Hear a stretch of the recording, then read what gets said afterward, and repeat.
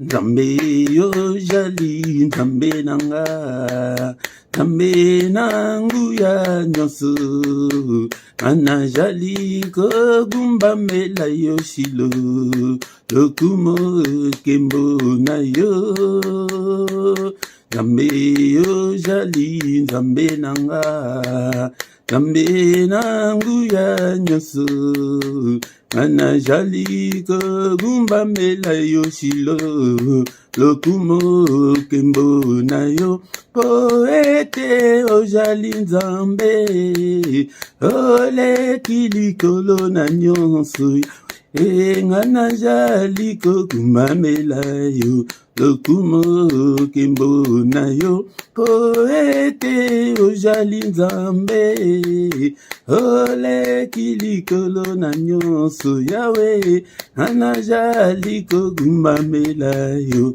Lokumo kembo na yo. Nzambe yo jali musungi nanga, Nzambe nangu ya nyoso, Ana jali kogumba mela yo shilo, Lokumo kembo na yo.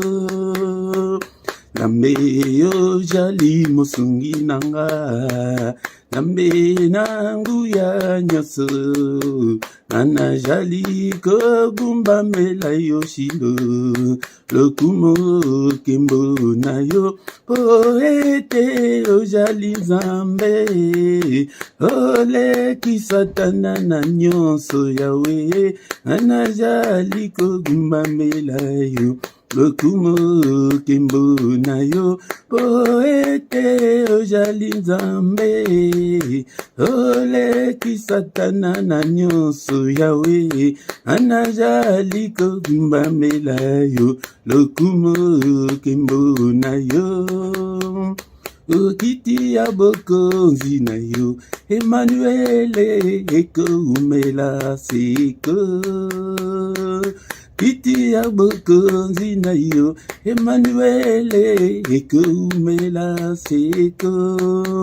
Oh, délivrance yo eu tina yo, Yesu nanga eko umela. Oh, poete ojali Nzambe, Ole kisatana nangu ya Yahweh, Ana jali kogumba mela yo, Lokumo kembo na yo. Poete ojali Nzambe, Ole kisatana nangu ya Yahweh, Ana jali kogumba mela yo, Lokumo kembo yo. Nzambe na bikama yo jali Nzambe, Ole kisatana na nyonso Yahweh, Ana jali kogumba mela yo, Lokumo kembo yo. Nzambe na bikama yo jali Nzambe, Ole kisatana nangu ya Yahweh, Ana jali kogumba mela yo, Lokumo kembo na yo. Tozo kumisa Nzambe tata, Nzambe oyo abateli biso journée mobimba banda tongo tina pokwa oyo Nzambe oyo apesi biso souffle de vie.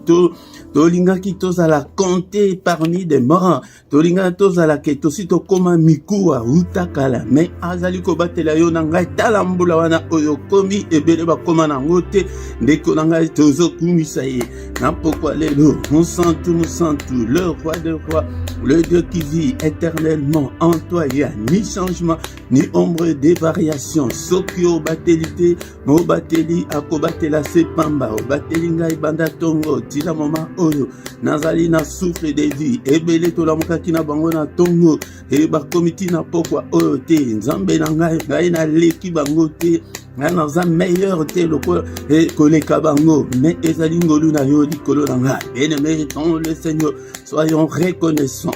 Mais manifestons notre gratitude envers notre Dieu pour son amour. Son amour est infini. Et on dit abattelio, dekonanga, baoyo bakufi wana na malade, baoyo bazana basoin palliatif, baoyo bazali na bakoma na miniti oyo yo leki bango te, ngana leki bango te, ezali ngolu na Nzambe. Reconnaissons que azali Nzambe azali kobatela biso kanisa uta le 1er janvier tim kolo lelo tala ndenge azali kobatela abateli libota na yo tozokumisa ye papa soki na yo te nalingai nazala na bomo te ebele tomonaki na bango le 1er janvier me bakomiti lelo te nzambe na ngai nakumisi yo obateli mpe libota na nga obateli bana na nga bondela mpona mwasi na yo abateli mwasi na yo abateli mobali na yo ndeko na nga kumisa ye atandeko oyo ozalaki éprouvé kumisa nzambe ke non nyonso eutaka epai na ye tozokumisa ye reconnaissant que il est notre Dieu azali nzambe yende mobateli malamu bien-aimé dans le Seigneur sasa hivi tobandi kotika reste ya tango etika lepete tosilisa mbula na maboko na ye papa batela ya ndeko na ngai tozobondela Seigneur natiki reste ya tango oyo ngai elongo na famille na ngai elongo na peuple oyo opesi ngai na kamba nzambe tata batela biso pour permettre tes malades comme les biso, pour permettre que l'accident comme les biso, pour permettre que koufa comme les biso, pour permettre que l'ikama songole comme les biso. Non Seigneur, qu'aucun malheur ne nous arrive. Seigneur, protège-nous, garde-nous. Parce que aujourd'hui nzambe totie le motema bobeli paye na yo yonde mo bateli malam alléluia batela papa batela ibota na ngai mobima nzambe tata batela Alléluia, nzambe tata batela pe batu nyonso na vandi bango na quartier oyo batu nyonso na vandi bango na balabala oyo batela bango ya pona kondima na yo ebikisa batu ebele batela batu oyo na vandi bango na immeuble oyo na balabala wana mais bondela batela tina ba oyo ya village ba ya famille na yo ba oyo kuto yebi ba kombote na Saint-Esprit yebi bango nyonso apali bota na ngai tribu na ngai pays d'origine na ngai batela bete jali nzambe. Alléluia. Zobondela nzamba abatela bandeko kuna pena na est ya Congo place que baye ko imposer guerre na Congo batela population nyonso batela basoda nyonso ozali kuna na fond nzambe tata batela bango batela président ya mboka batela bakonzi nyonso nzambe tata toute autorité vient de toi Seigneur mabele wana ezali mabele yonde mutu pesa ba congolais babo basenga yo kosenga te kala bakomi ko ya koboma bango kaka pona mabele batela mabele wana prière na yo esala musala yango de sengele te to fongola ba prière na biso esala kaka limité te au nom de Jésus toujours bon de l'ensemble batela pe ba frères et sœurs dans le Seigneur ba chrétiens nyonso dans le monde entier Seigneur batela bango basali ensemble ya solo batela bango bana ensemble ya solo batela bango et ensemble batela ba église na biso nyonso dans le monde entier bomba biso papa bomba biso nzambe tata couvre-nous Seigneur notre Dieu par ton sang précieux et te monde ya ténèbres et mon abisoté.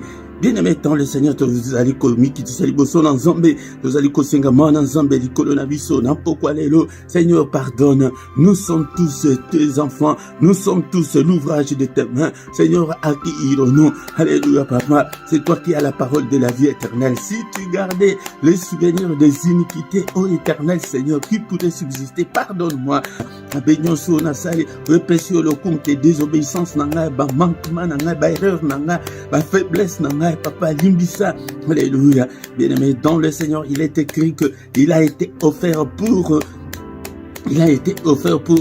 nos péchés, mais il est ressuscité pour notre justification. Yango nzambe langa justifié bananga, justifié libota langa mobimba, limbisa bango nzambe grâce na yo, eza likolo bananga grâce na yo, gracier famille nanga mobimba papa.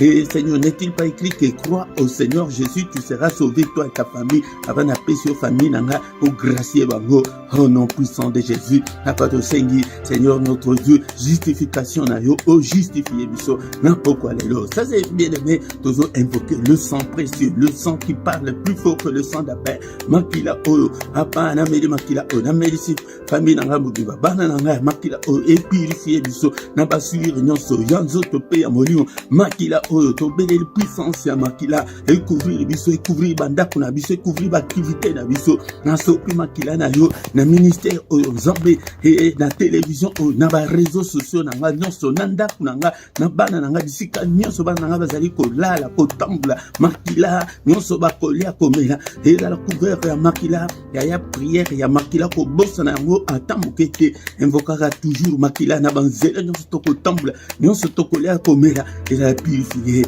Alléluia. Et mettons le Seigneur, non seulement la puissance, il y a aussi la victoire dans le sang. Victoire, tatule longa, na odionso, webaki ko kate, na ane oyo, na tangu etikale oyo, tozo tatule, elonga Yesu Masia, likolo bandoki, likolo Satan, likolo beshek nyonso na vie nanga, na tozo tatule, elonga makila, na poko alelo, elonga makila, est-ce que mtoko, akoko prier nangai, elongo na poko alelo, et monte dans la prière, tozo tatule, elonga na bana, et elonga dans toutes les circonstances de ma vie, et elonga dans toutes mes entreprises, elonga, Seigneur notre Dieu, nandako oyo, na ministère oyo, elonga, yo pe bonde la si, nandako na yo pe na vie na yo, tatule elonga, na bana na yo, hallelujah, na bana na nga na tatule elonga, munguna longa bana na ngaite, munguna longa ngaite, elonga makila, Biblia elobi ete na likolo, balonga ki pona tina makila oyo échanger te, papa, na tatule elonga, au nom puissant de Jésus, na tatule elonga na poko alelo,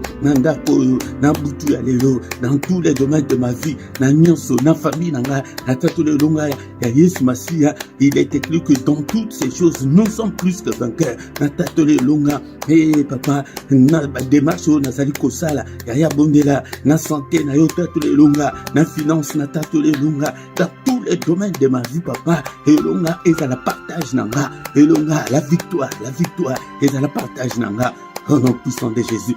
Mais tous allez couvrir ça, c'est pour moi de moussant tout dans Zambie, à télé, misabiso, na prière, à salabiso, ba flamme de feu. Alléluia, Seigneur, cher Saint-Esprit, toi qui fais de tes serviteurs de flamme de feu, salabiso, flamme de feu, na ministère, na télévision, na bande de cognos, salabango, ba flamme de feu, na banana biso, ba topé la moto, na prière.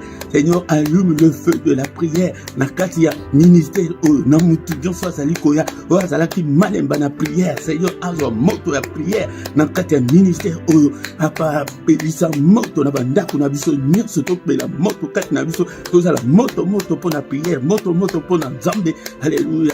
Alléluia. Exerce nos mains au combat et nos doigts à la bataille. Alléluia, papa. Télémisa biso, tout téléma la prière, tout les matés, au nom puissant de Jésus. Au nom puissant de Jésus. Mon Dieu, centre ensemble, Kambanga. Alléluia. Alléluia. Activez la faim et la soif de Dieu, Katnanga. Na comme les passionnés de Dieu. Nazala un combattant spirituel, un guerrier. Alléluia. Pélisa moto Katnanga. Au nom de Jésus. Doit contrôler la vie, Nanga Mobimba. Doit contrôler le ministère.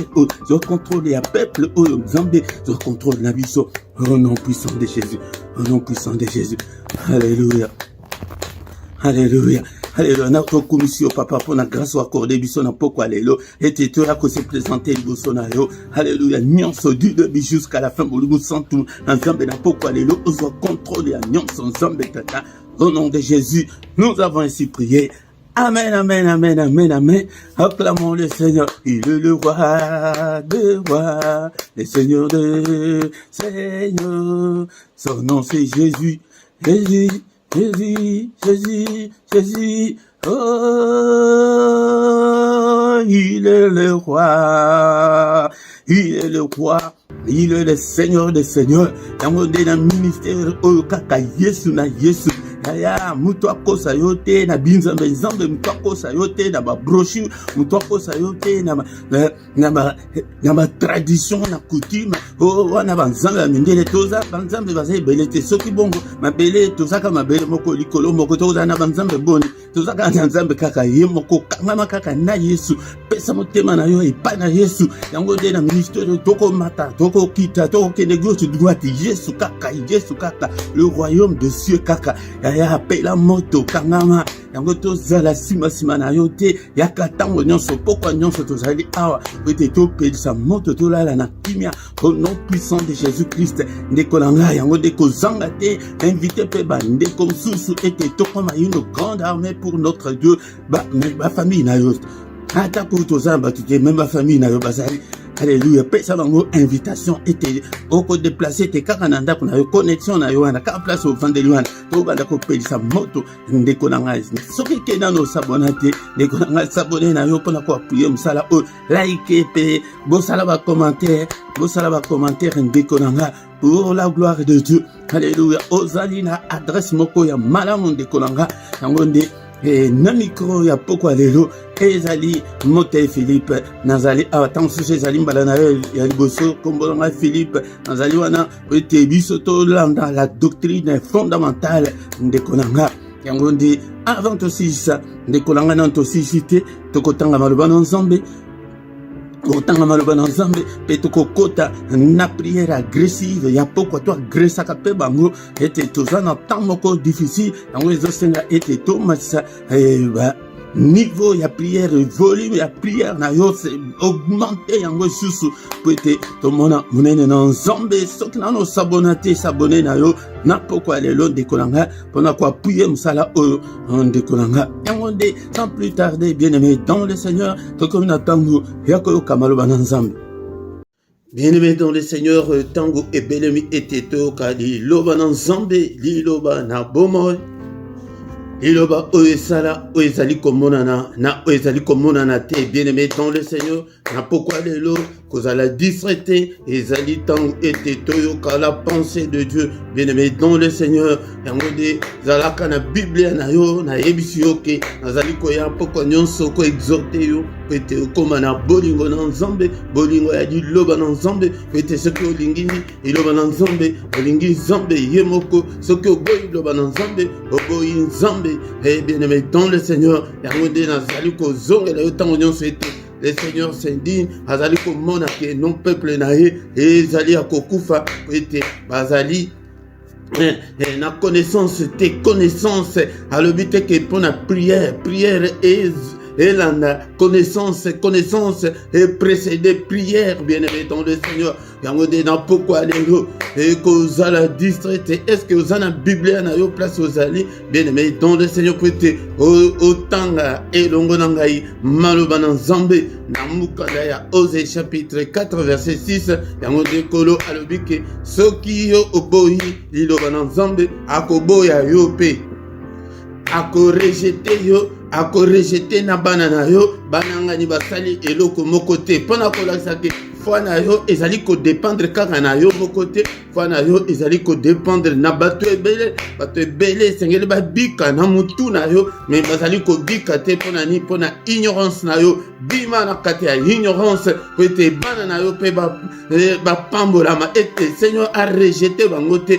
Et imagine-toi que quand tes enfants sont rejetés, à combien plus forte raison, cousin, neveu, bateau, ya famille, ya musika, de kolanga, yango de kangaman ensemble, peut être, au monde a été, makambo échangé, yango a le bakisous na Josué était, et beaucoup, et le moté na monoko, bien aimé dans le Seigneur, il y a du succès dans la parole de Dieu, dans l'apprentissage de la parole de Dieu, et bien aimé dans le Seigneur, non seulement il y a koyoka, mais ya kochango pe na misala na mutu nyonso azali koyeko mutu nyonso azali kochango na misala mutu nyonso azali kolanda liloba na Nzambe et succès ezali bien aimé dans le Seigneur mais tala ba vie na biso ndenge ezali ya succès te ezali kaka ba réussite kaka mike ka ozu mukanda ozbali ozaka na ndak moko mo voiture yango nde succès non bien aimé dans le Seigneur bien aimé dans le Seigneur kangama na Nzambe okomona ete na liloba na Nzambe okomona ete likolo ekofungwama loboko na Nzambe ekosala minene Bible le bisus na biso ete avec Dieu nous ferons des exploits et avec sa parole nous ferons des exploits et il écrasera nos ennemis bien-aimés dans le Seigneur ceux qui osali na Nzambe osali kotambola na Nzambe opesa bombo la réunion soit pas Jésus Masia osali ko se focaliser sur Jésus si tu te focalises sur les choses du ciel alléluia bien-aimé dans le Seigneur yaya okomona ete okosala ba succès okosala ba exploit makambo ekokende liboso succès oyo bato bazali kokende koluka na banganga na ba charlatan na ba occultiste yango oyo epai ya Nzambe à travers sa parole bien-aimé dans le Seigneur je n'invente rien okotanga mona mukanda Josué chapitre 1 verset 8 bien-aimé dans le Seigneur bien-aimé dans le Seigneur et na pourquoi lelo lelo tokotanga maloba moko ezali très important et peut-être ba état spirituel na biso bien aimé dans le Seigneur. État spirituel na biso ezali lolenge kani bien aimé dans le Seigneur. Yango ndeto fongo la mato na biso toyoka tokotanga mukanda ya Ésaïe chapitre 42 verset 22. Ésaïe 42 verset 22. Et c'est un peuple pillé et dépouillé. On les a tous enchaînés dans des cavernes, plongés dans des cachots. Ils ont été mis au pillage et personne qui les délivre. Dépouillés et personne qui dise restitue. Encore une fois. Et c'est un peuple pillé et dépouillé. On les a tous enchaînés dans des cavernes, plongés dans des cachots. Ils ont été mis au pillage et personne qui les délivre, dépouillés et personne qui dise restitue. Bien-aimé dans le Seigneur, awa ezali état spirituel et yamutu nyonso yango de mutuna na biso pona nini esengeli ete tous à la délivrer. Nous avons besoin de la délivrance. Zala na posa ya délivrance et surtout ce que zomona ke makambo na vie na yo ezali kobongate bien aimé dans le Seigneur et ça vous allez komona ke au salabo ezo simbate au salabo ezo simbate place que bato bazo facilement mais yo ezo facilement te. Donc il y a quelque chose sur le plan spirituel yango ndetoye na pokwa lelo onatina délivrance ya bombo na biso. Pourquoi nous avons besoin de la délivrance bien aimé dans le Seigneur?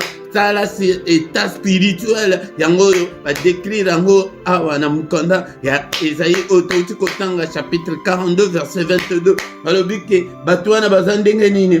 C'est un peuple d'abord pillé. Diable a kota na bomo na biso a pilla nyonso a dépouillé. Donc wana kutu kopiye a piller mais na oyo ya mikemike oyo etikali aye abotoli yango alongoli yango na maboko. Bien aimé dans le Seigneur, bato mosusu bazali ko vivre vie ya misère ya souffrance, bato mosusu bazali ko vivre vie solo ya pauvreté ozomona bato mosusu bazali ko vivre ete mabote ezalité mabale ezalité ozali komona que souffrance sur souffrance etala yango nde d'une manière générale na ba pays Afrique nyonso diable a telema na ba mboka na apia.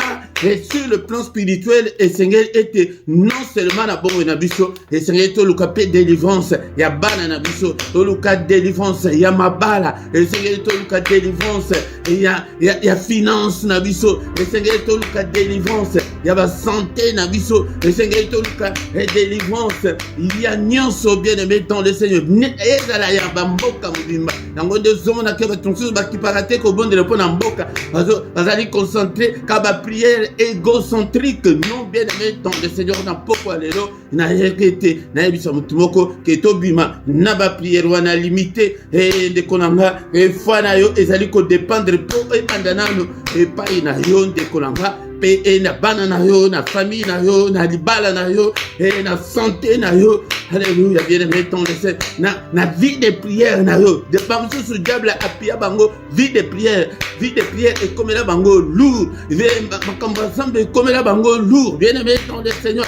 Alléluia. Okomona ete okoyeba ngo ndenge nini tala ndenge kaka okotaka ba prière tala kutu ndenge o priaka okokaka te okutu po ete tozokamba yo mais zoa prière ya yo moko soki ozala 10 minutes tout le monde elingi koloba ke diable asa pia aloba ke na famille oyo moto akobondela aza te moto akote aza te bien aimé dans le Seigneur otelemi ke okomi intercesseur okomi kobondela chaque jour yeba ke non o déclencher guerre wana yango nde esengeli to déclencher na pourquoi lelo tozolobela pona tina ya état spirituel ya mutu pona nini yango nde esengeli mutu nyonso alata kanda na ba conditions oza nango wana na ba mieto toza nango bato mosusu bakomaka ye makambo ya mabala yango kutu nalingi na ngai te mabala lelo libala ebebi lobi bien aimé dans le Seigneur elingi koloba yango nde bapia yo libala ete okokobala te na famille yo tolobake mutu akobala te yo zobala ndenge nini bien aimé dans le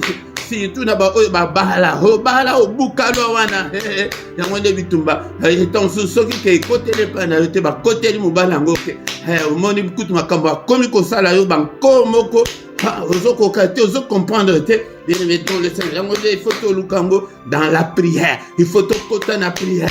Yango de awana zina yebisibinoke atozali koya ete tokoma ba combattant tozoko combattre nini toko combattre le diable toko combattre ni combattre la situation mabe ozali kati na bongo ina biso bien-aimé dans le Seigneur. Nalobi ke un peuple pillé et dépouillé. Yango de sur le plan spirituel toza bongo. Yango zomona ke talana na ba continua yo bien-aimé dans le Seigneur. Pona koyeba ke toza pillé.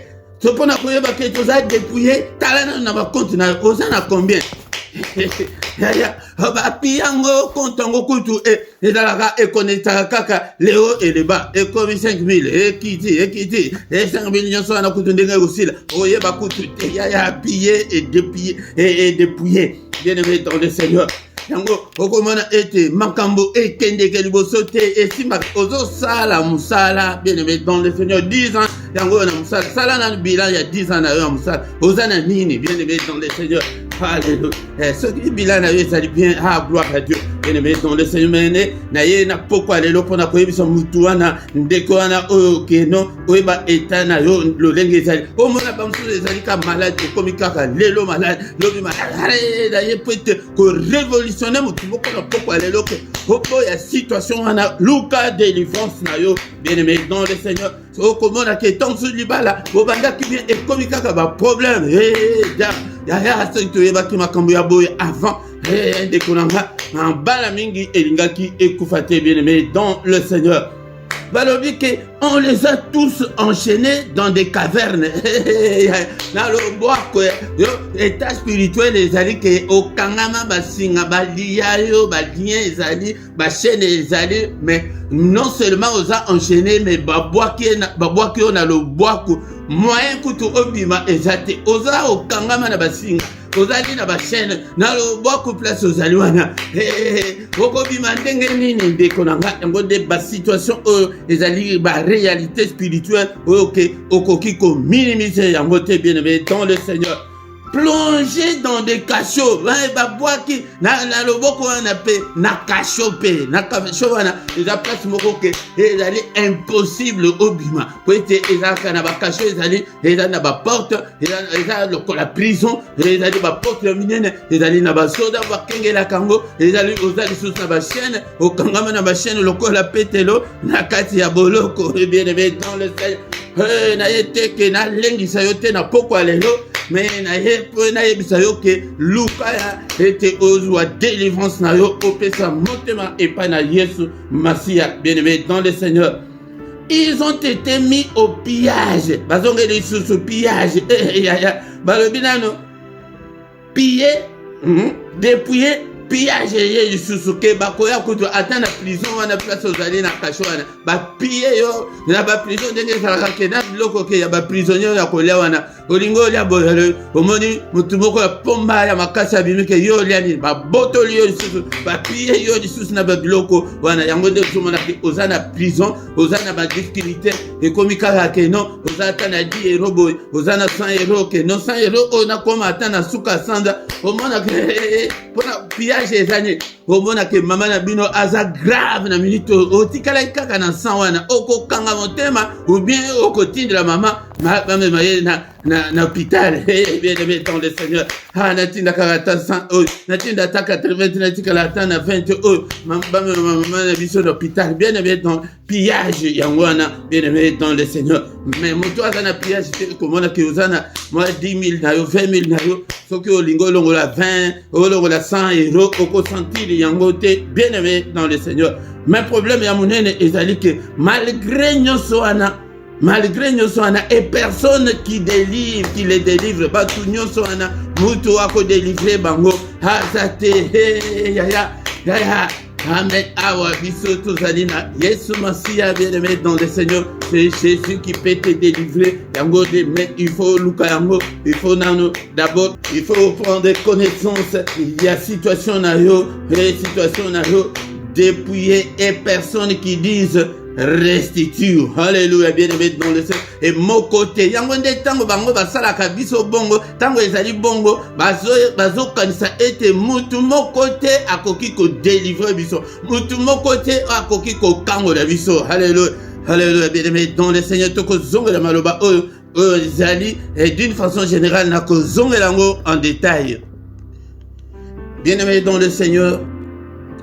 Dans l'état spirituel, biso tozanango, yango wana bien-aimé dans le Seigneur, yango apôtre Paul alobi boye, alobi que car je ne fais pas le bien que je veux et je fais le mal que je ne veux pas. Bien-aimé dans le Seigneur, mais aye komituna, misérable que je suis, qui me délivrera du corps de cette mort. Yango bien-aimé dans le Seigneur, yango nde ozoyokake alingi asala malam azali ko sala ngote alingi ko sala malam alingi azo sala kaka mabe oye azolinga ya yango nde il faut zala na souci wana ya état na biso na pokwa lelo pona ni toye ete toye banano état o biso tozali na kati ya ba chaîne, toza na kati ya mignololo na lobwaku na ba kasho ya diable enfermé peut-être makambo ebongate peut-être esimbate yango nde mutu nyonso oza na souci ya délivrance bien-aimé dans le Seigneur. Nani ayoko kango la biso mtuna ezali été yano ezali été c'est Jésus-Christ qui peut nous délivrer. Bien-aimé dans le Seigneur, tolingi tokota na prière manini toko retenir na pokwa lelo ke tozaki batumoko ke tokangama tozaki piller dépouiller yango nde enchaîné et babwaki biso na ba caverne na ba kasho mais mutu akoloba azate mutu akoloba ke ba restituer li koloba ko zongisa oyo nyonso kanza yiba biso. Mais gloire à Dieu, Jésus-Christ aye kokufa pona biso ko ete biso tozwa makasi wana na Luc chapitre 10 verset 19 alobi boye. Solution yango ndeko nanga alobi ke voici je vous ai donné le pouvoir de marcher sur les serpents et les scorpions et sur toute la puissance de l'ennemi et rien ne pourra vous nuire. Ya puissance, pouvoir epesemelio ete totambola likolo ya banyoka ya bankoto totambola likolo ya puissance nyonso ya ténèbres ete to briser balien nyonso wana eto belela ipa na nzambe ke diable a restitué oyo nyonso ayiba biso esengo bayiba biso mabala bayiba biso mayele bayiba biso misolo yaya makamso bayiba biso libala yango nde ozovivre na pasi na kati ya libala ke navanda kaka mpo na bana mpo na nini po plaisir ya libala eza lisusu te bien-aimé po basi bayiba biso yango tala état spirituel oyo moto aza nango yango wana yango soki oprendre conscience na état spirituel na yo yango nde okoyeba kobunda bien. Alléluia. Merci Seigneur pour ta parole. Merci na pourquoi lelo piti olobeli biso. Merci parce que tu nous aimes tant Seigneur. Alléluia. Merci au Père. Alléluia, que ta parole habite en moi, Seigneur, abondamment. Tozobondela na pourquoi lelo tobandiko bondela. Alléluia, Papa. Merci pour la dilobana yo. Que ta parole habite en moi dans toute sa richesse. Alléluia, pédis sa moto katinanga, cher Saint-Esprit. Exerce mes mains au combat et mes doigts à la bataille. Pour que je puisse combattre. Au nom puissant de Jésus, bien-aimé dans le Seigneur. Tala eta motu azaka nango sur le plan spirituel makambo na zoloba ezali ya molimo okomona ngo na misute na miso okomona nde sitala situation na yo ndenge tozabo nani kutu azake no azata na 50,000 ya mbongo ke eza na compte pona kolakisa ke diable apia a dépouillé biso. Allons, la nyonso bien-aimé dans le Seigneur otozana ngwana yango te nzambe alinga monde la yote na ba mietu wana te na situation wana te na célibat wana te bayiba yo nini bien-aimé dans le Seigneur to komisina nous nzambe. Merci le roi des rois, le Seigneur des seigneurs. Pour la grâce au accordé biso, pour la grâce au zaliko accordé biso pourquoi nyonso to ya na présence na yo pour na koyoka liloba na yo. Alléluia. Tozo komisaye bien-aimé dans le Seigneur. Merci Ezalingolu. Ba dépouiller bango ba pia bango vie de prière yango de omone pour aller à chaque jour, aller à 2 jours bo azoko kate. Alléluia, bien-aimé dans le Seigneur. Alléluia. Tara, bien aimé dans le Seigneur. Encore une fois, Zeranano, Oyokan témoignage, avant de continuer. Mais avant qui kolanda témoignage moko, yande komoko na église moko, ba église kende sango et bana. Nde komoko banda ki ko prier na église wana. Mais na église wana zokande ne tata mwasina bango na mboka grand chor.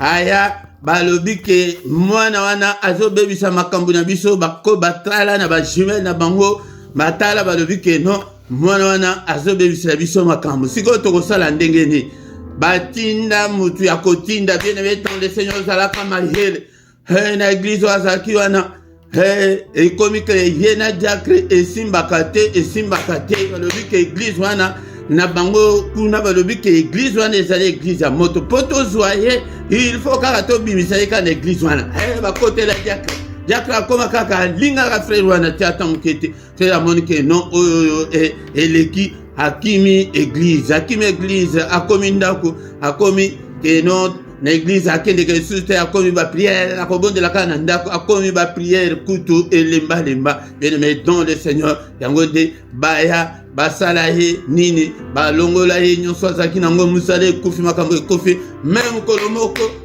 mobali ya tante na bango wana akufi na mboka na mwa mike atikalaki aketi na mboka asali matanga nyonso bien aimé dans le Seigneur mais na matanga wana tante na bango ya pandisi mwana ngai na ndimaki te ke okoya kosala ngai makambo ya boye makambo tosala balobi tante bosala ngai likambo te hayabandi ko raconter bien aimé dans le Seigneur balongola na présence ya Nzambe bon Nzambe sila bien aimé dans le Seigneur tozala mayele tala ndenge munguna adepuyaka bien aimé dans le Seigneur alongoli na place ya malamu ete bakomi kolalisa ye pongi yango nde tanke ozali kotelema te na bapriere ya boye na baculte ya boye ya poko nyonso po ete otelema wana nde ezali pillage ya monde ya ténèbres bien-aimé dans le Seigneur notre Dieu tomitiki na maboko na Nzambe bien-aimé dans le Seigneur na poko alelo Seigneur utilise-moi Seigneur, alléluia.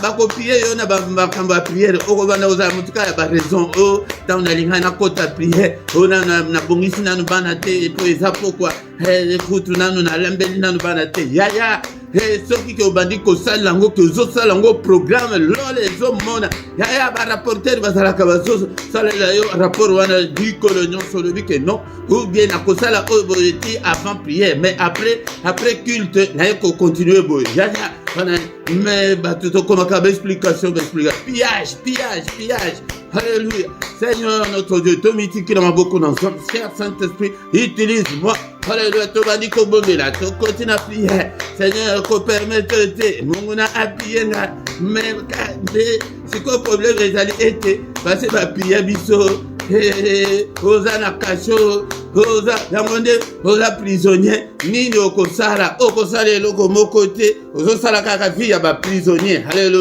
alléluia papa toyepai na yo na poko alléluia apôtre Paul alobi qui me délivrera c'est toi qui peux nous délivrer alléluia bien-aimé dans le Seigneur na basituation wana soki okoti na autodélivrance te bien-aimé dans le Seigneur makambo na yo ekotikala na yo kaka bongo ndeko na nga bien-aimé dans le Seigneur tozali sur le plan spirituel comment on dirait que tozali koya kosala aventure mais soki ozali koya na motema na yo mobimba soki penza ke ozalaka penza ya Nzambe yaya ndenge tozobondela boye okoya kose rendre compte ke bambule ekoya ke non aussi okomi penza ke oza ferme okomi inébranlable yango nde baexercice oyo tosala yango pokwa nyonso tokobondela na pokwa lelo avec le verset biblique tokotanga maloba na Nzambe en même temps toujours prier namukanda il y a Jérémie chapitre 1 verset tokotanga 9 na 10 puis l'Éternel étendit sa main et toucha ma bouche et l'Éternel me dit voici je mets mes paroles dans ta bouche alléluia Seigneur akendeki et pas Jérémie alobike Bible elobike a tomboli loboko na ye et a touché monoko na ye abike nazotia maloba na ngai kati na yo yango nde Père de gloire botinyo sazo bondela na pokwa le Père touché monoko na nga amunoko ekoma ya kotonga bato te monoko ya kofinga te ya makambo mabe te. Haleluya papa nafongoli monoko na nga tondisa yango na maloba na yo yaya po ete olonga. Il faut maloba na nzambe evanda kati na yo. Il faut ainsi dit l'Éternel evanda kati na yo. Il faut il est écrit evanda kati na yo. Père de gloire au nom puissant de Jésus, touche ma bouche, remplis-la de ta parole. Alléluia. Au nom de Jésus, bien-aimé dans le Seigneur, okoki kobonde lango pe pona mobali na yo pona mwasi na yo ke na bana ke Seigneur touche minoko ya bana nanga tondisa yango na liloba na yo. Okomana ke mwana azana no mukebo emer akomi ko paza liloba na nza. Jésus akende ko impressionner na temple à 12 ans. Alléluia. Ya poete soki liloba na nza be vandi. Yango de eloko diable abanga yango na yango tozo bondela. Bien-aimé dans le Seigneur, Père de gloire, monoko papa tondi sango maloba ya nate ya peuple na yo maloba ya na évangéliser yo bondela nini ozo nango posa pona loba na nzambe vana po okoma affermi. Alléluia. Bondela bien-aimé dans le Seigneur papa maloba na yo te na évangéliser na prêcher na enseigner peuple na yo. Alléluia. Maloba na yo nzambe tata.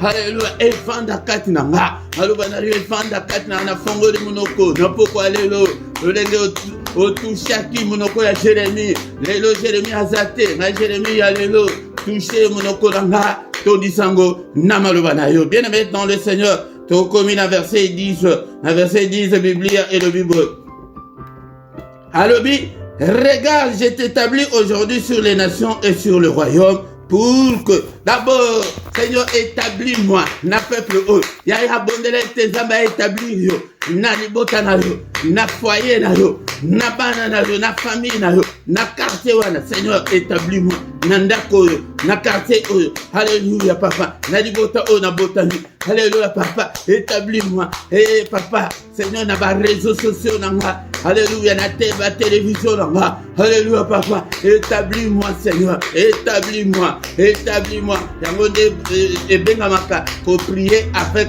le verset biblique. Alléluia, bien-aimé dans le Seigneur. Papa, établis-moi. Na balabala na quartier na musala nanga. Alléluia, papa. Établis-moi, Seigneur. Na mokili nyonso papa. Établis-moi. Au nom puissant de Jésus. Au nom puissant. Na église na bino. Alléluia. Que yo nous a na autorité. Papa, nous a autorité na quartier nous a autorité na famille nanga. Tor mon côté. Na pouvoir likolo nanga. Occultiste de mon côté. Démon mon côté. Esprit maléfique de mon côté. Établis-moi, Seigneur, sur Satan. Établis-moi sur le démon et les esprits maléfiques. Alléluia, papa nazala likolo na bango na konza bango na nyata bango na écraser bango au nom puissant de Jésus. Na quartier papa na bana nanga établis mes enfants oh Seigneur. Alléluia. Au nom suprême de Jésus. Mais na pourquoi de l'eau toko souka place à l'homme pour que tu arraches et que tu abattes. Alléluia. Yango de toko arracher ni ba œuvre nyonso ya ba semence nyonso ya diable kati na bombo na yo. Banda ko arracher yango, banda ko pikola yango, banda ko abattre yango ko buka yango. Au nom de Jésus, ko détruire yango. Au nom de Jésus. Œuvre nyonso ya diable banda na vie na yo moko na nous bien-aimé dans le Seigneur. Œuvre nyonso, alléluia. Ba semence nyonso ya famille au nom de Jésus. Ba nyonso ya famille to pikoli yango. Eliko lo baketo pikola yango na ba racine nango. Ya okomona ke ozalaka na kanda wana ezali uti na famille. Yango de pikola semence ya kanda, pikola semence ya pité, pikola semence wana ya makama be nyonso evanda kati na yo. Alléluia. Oh non, semence wana ya motema moto pikola yango. Au nom puissant de Jésus. Ya soki to bongi na nzambe wana nde tokokende na combat spirituel na elonga. Au nom de Jésus. Nini ya mabe ezali kati na yo. Ete to pikoli nyonso ezali na ma conscience na biso bamosusu ezali ke envoûtement. Diable ya akosa envoûtement na conscience na yo yango de otomboka pamba yango de ondimaka faute te yango de pikola yango semence wana ya ba makanisi mabe au nom de Jésus. Alléluia. Semence wana ya ba porno ba semence wana semence nini ezali kati na bombo na yo. Pikola yango bien-aimé dans le Seigneur. Picoli yango au nom puissant de Jésus. Et semence sous ce kokozala ya pauvreté. Alléluia bien-aimé. Semence ya ya célibat forcé, oh, ya kotula, pikola yango, semence nini, alléluia, ya banyongo, pikola yango, bien-aimé dans le Seigneur, semence nyonso, ya bandoto mabe, to pikoli yango, na poko alelo, yango detina auto, délivrance yango yango, deko nanga soki kozo misala boye, tango nyonso, yango de okokoma, réellement libre, bien-aimé to pikoli, hey, bien-aimé dans le Seigneur, alléluia, to abattre yango, et ko abattre bon la c'était ba battre ba c'était ne ba kati yango kata nyonso au nom de Jésus nyonso ya mabe ozali ko empêcher nga ete kene vivre la gloire de Dieu et na kwesi yango na kwesi na abattre yango au nom de Jésus mais na keti na misisa nango na pikoli ti na misisa au nom puissant de Jésus, au nom puissant de Jésus. Alléluia. Oh Dieu, c'est alikosa, y a ba malchance, y a ba malédiction nyonso, y a maloba nyonso baloba to kwesi yango, y a ba contrat nyonso ba sala na ba famille. Alléluia, to kwesi yango na pokwa lelo, ba close nyonso ba sala na ba famille. Alléluia. Y a maloba nyonso to pikoli yango to buki yango, ete maloba baloba ke boko bala te, o bala basi bala. Eba mibali babala te, je kwesi yango, ou bien mibali babala, mais bana basi babala te, to kwesi yango, to annulé yango, au nom de Jésus, au nom puissant de Jésus, faute de temps bien-aimé dans le Seigneur, to kobanda koyaboye, ete to bonde la tango nyonso, to bandi kotika, butu na biso, na mamboko na nzambe, alléluia bien-aimé, tina ya délivrance yango ana, butu o na mamboko na alléluia, Père de gloire, tous piko la paix, tous aliko déraciner, pe bandoto mabe, il y a ba femme de nuit, il y a ba mari de nuit, il y a ba koshema to piko, il y a ba koshema. Au nom de Jésus-Christ. Oh, milieu de Sako, banga banga. Au nom de Jésus. Alléluia. Pikola. Pikola, ba semence nyonso ya mabe kati na ndaku na yo. Yango de temps sous bayaka. Poete semence moko boye atiraka bango ba point de contact nyonso ezali kati na ndaku na ngai na battre yango na buki yango au nom de Jésus. Na kwesi yango au nom de Jésus. Makila Yesu recouvrir ndako oyo recouvrir biso. Seigneur sécuriser ba demeure na biso na pokwa lelo. Abatola la pongi akimia. Alléluia. Seigneur notre Dieu. Na profond sommeil nabiso. Yaka. Le bel abiso. Père de gloire. De mon ankembo na yo pété au jali zambe. De mon amonene na yo papa. Alléluia papa. Alléluia. Annonce nous de grandes choses. Des choses cachées. Des choses qu'on ne connaissait pas. Au nom puissant de Jésus-Christ. Seigneur notre Dieu. Makila na yo na porte. Ya moko la moko. Na lento ya ndako. Ya moko la moko papa. Au nom de Jésus, érige un mur infranchissable. Oh, que monde a ténèbres, que franchir, te pour y détruire biso. Papa, yo te mutoloba que mon côté a ko perturber pongi na biso. Alléluia, pongi à mon côté ça la perturber na butu alléluia. Au nom de Jésus, attaque nyon sur butu to repousser yango au nom puissant de Jésus-Christ. Alléluia. Alléluia, frappé ba yine na biso d'aveuglement na butu alléluia, ba mon na biso te, ba mon na bana na ngai te, ba mon na famille na ngai te, ba mon na libota o te papa. Au nom de Jésus, que le Seigneur de Tout-Puissant vous bénisse et vous garde, que le Dieu Tout-Puissant fasse lui sa face sur vous et qu'il vous accorde sa grâce en abondance, grâce en Zambé Fuluka, au nom de Jésus, grâce en Zambé, alléluia, faveur en Zambé, quoi il a bien au nom de Jésus, alléluia, que le Seigneur tourne les regards vers vous. Qui vous donne tout ce dont vous avez besoin et pour la vie et pour la piété. Que le Dieu de l'Éternel qui parcourt toute la terre te localise ce soir au nom puissant de Jésus. Mission ensemble localiser ma difficulté, ma problème. Que toutes les chaînes tombent dans ta vie au nom de Jésus. Yo zali kobela na pokwa lelo le boko nzambe biki sayo au nom de Jésus. Yo yaki ozanga kimia nzambe pesa mela yo sengo nzambe et pesa mela yo. Au nom puissant de Jésus-Christ. Alléluia, bien-aimé dans le Seigneur. Au nom puissant de Jésus. Tu crois que zonge la sous va verser en notre temps afin que tu aies réclamer au nom de ce monde de la ténèbres et il va biso et zonga. Alléluia. Au nom puissant de Jésus. Alléluia. Seigneur notre Dieu, nous te sommes infiniment très reconnaissants pour notre grâce à cause de biso na pokwa lelo. Tout ça la liboso na yo. Papa, tu sais les prières au nom de Jésus-Christ. Kimia na yo nzambe za na biso pesaka biso makasi poko nyonso to akokuta na mungu na prier biso vie de prière te papa molende na biso ya ba iba yo molende poko mama lemba ya ba pia yo yango de toboyi au nom puissant de Jésus nous avons ainsi prié. Amen, amen, amen, amen, amen. Acclamons le Seigneur. Acclamons. Il est là. Il est avec nous ce soir. Il ne nous abandonnera point. Il ne nous délaissera point. Il sera avec nous jusqu'à la fin du monde. Il est le roi des rois, le Seigneur de Seigneur. Son nom c'est Jésus, Jésus, Jésus, Jésus. Oh, il est le roi. Il est le roi des rois. Bénémettons le Seigneur.